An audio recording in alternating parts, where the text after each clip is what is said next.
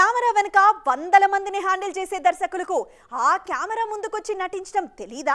వాళ్ళు తలుచుకుంటే ఏ నటులు వాళ్ళ ముందు నిలబడతారు చెప్పండి. మన దర్శకులు ఇదే చేస్తున్నారు.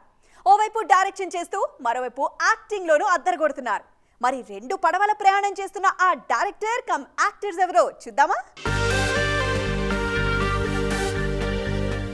తరుణ్ భాస్కర్ ఇండస్ట్రీకి ఎంట్రీ ఇచ్చింది దర్శకుడిగా. కానీ ఇప్పుడు ఈయన ఒక బిజీ ఆర్టిస్ట్, క్యారెక్టర్ ఆర్టిస్ట్ గా చాలా సినిమాలు చేశారు.